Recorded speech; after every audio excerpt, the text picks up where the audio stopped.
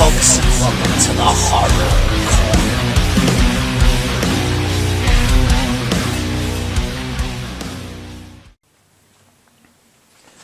Good evening, folks, and welcome to the Horror Corner.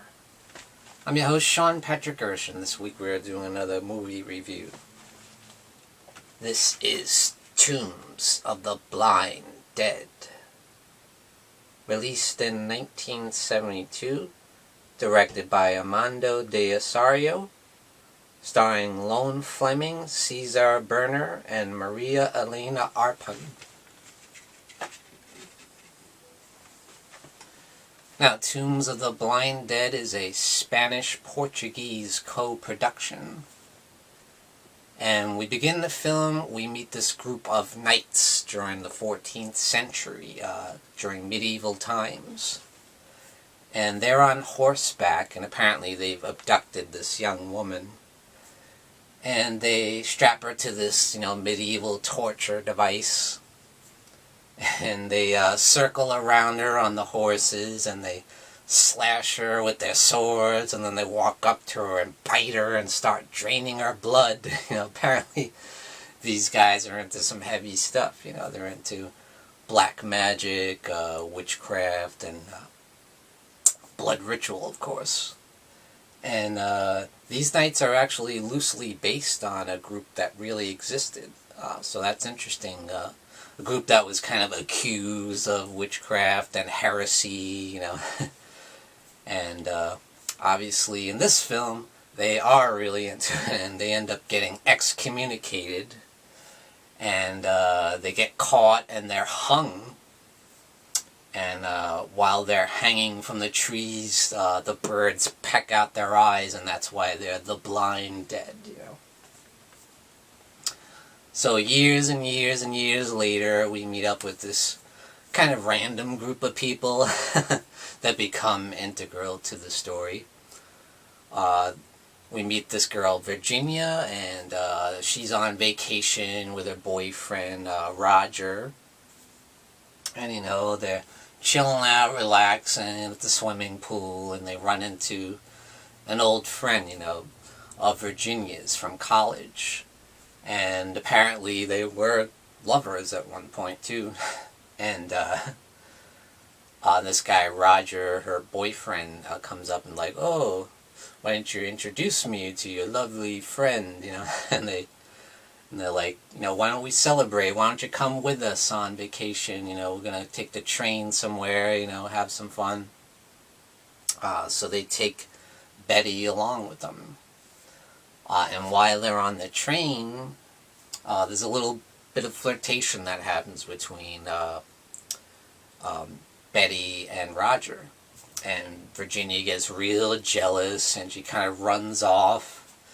And, she kind of really flips out, even though it was kind of innocent. It wasn't like, she caught them having sex or something, But she loses it, and she takes off, and she just jumps off the train in the middle of nowhere into this wide open field, Bad stuff happens in horror films when you do that.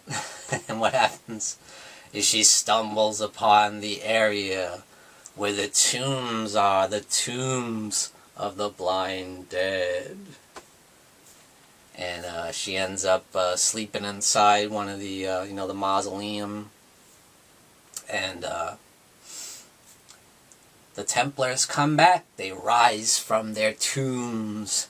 And they're really, really creepy looking. They did a great job with the prosthetic and makeup effects. They just look like they've been buried for centuries. They're nothing but dirt and dust and cobwebs. And and they got these long, skeleton arms. It makes it really creepy when they reach out for people, Looks really cool. The atmosphere in this movie is just fantastic. The lighting and the and the graveyard is just a great setting. You see the fog come up when they rise from the graves, and the tombs slowly creeping open, and the little skeleton arms popping out. And whenever you see the Knights Templar, they're always kind of And they're not just moving slow, the camera's kind of moving slow, so it makes it really, really creepy and ominous, you know. And they jump up on their horses, and they still ride their horses when they're dead, you know. It's really cool. Very well done. They just slowly creep up on the girl. No matter where she goes, she tries hiding in one area, they come. And they're just kind of coming from all angles. From the windows, from the ground, from around the corner, and they eventually get her, and they drain her blood and bite her, you know, and she ends up dead in the field, and the train passes by, the same train, and they see her dead body lying in the field. So the police end up finding her body, and they take her to the morgue, you know, they're planning to do an autopsy.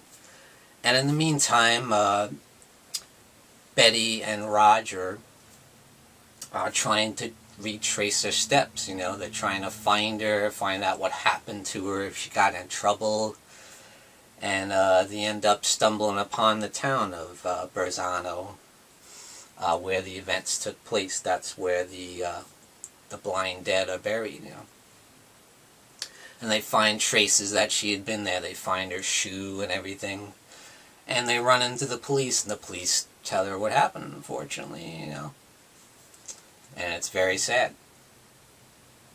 And then later on, we run into Betty apparently works designing mannequins, which is so random, such a random plot point to the story. It's kind of funny. And we see this mannequin factory where she works, and she just happens to work right next to the morgue, you know, where Virginia's body is. And then we see Virginia comes back to life. Yeah, so she becomes a zombie, or is she a zombie or a vampire? Because these guys were into the blood ritual where they suck people's blood, drain the blood from their bodies. So they're kind of zombies and vampires at the same time, I would argue. Some people might not think of that and might just see them as zombies, but whatever, I digress. But yeah, Virginia comes back from the dead, and she moves extremely slow, and the camera moves real slow, you know, as she chases this young girl who is Betty's assistant, and tries to kill her, you know. And it just gets crazy. It's a really, really good movie. I will say some people might have an issue with this movie's slow. It's kind of a slow burn. So some people might get frustrated and kind of leave it, but I'm telling you, stick with this movie. I think it's a great movie with great atmosphere. It's very scary. It's got a very subtle score. It's very quiet and slow, just like the movie, just like the nights are, you know. Everything's slow, but it's extremely creepy and well done. And the atmosphere is incredible, very dark and grim and gloomy, and it's just perfect movie to watch around Halloween time, you know. Grab your buddies and watch a spooky movie, because that's what this is, you know.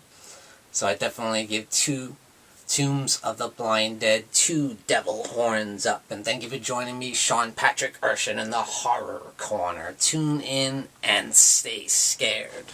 Folks, don't forget to grab your Sean Patrick Erschen gear and represent the Horror Corner.